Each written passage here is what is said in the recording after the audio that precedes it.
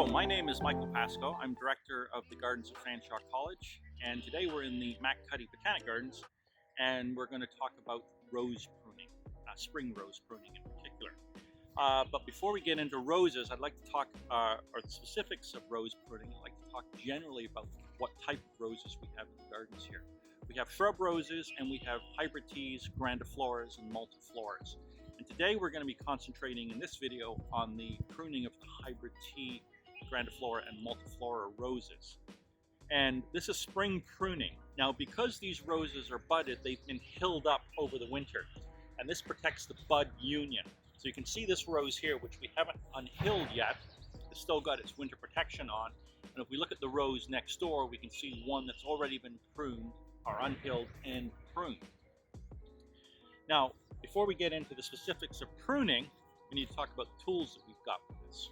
So typically, we have these for the students. These are wood sticks, which are very blunt and soft and can go in beside the plant and remove the soil like so.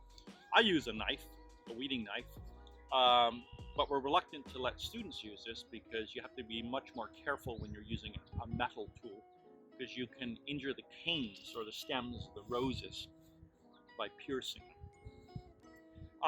Then we have a pair of secateurs. We use Falcos here because they're really good secateurs.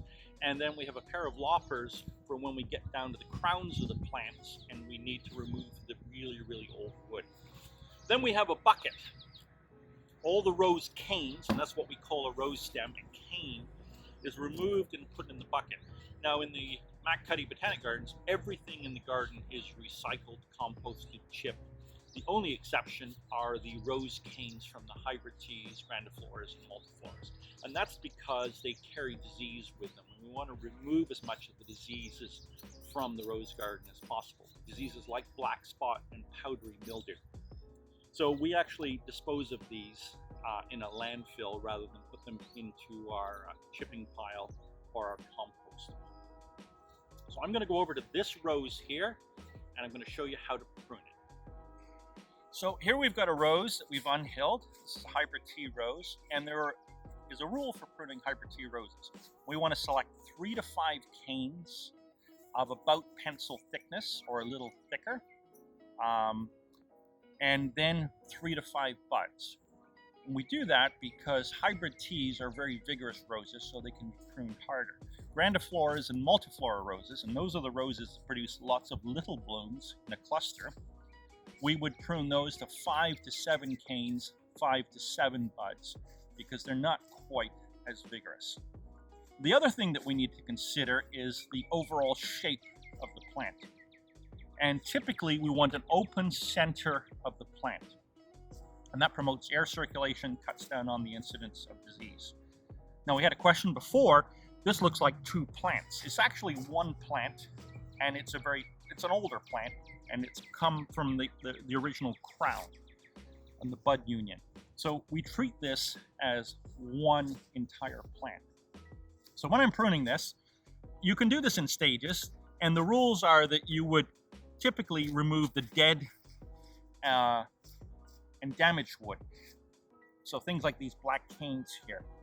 But that involves multiple cuts, and I've been doing this for a number of years, so I'm going to quickly just jump in and start removing entire portions of the plant. And when I prune this plant, you won't recognize it because the pruning is quite severe. So I'm going to look at this cane here, these canes here.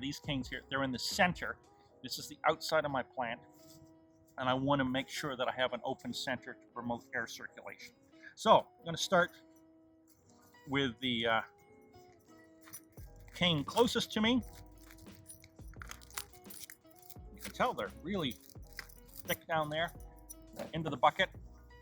This one here, and you see how thick that is. So we want to remove the older canes because they have less vigor. Take the soil right to the base. Take out this one as well.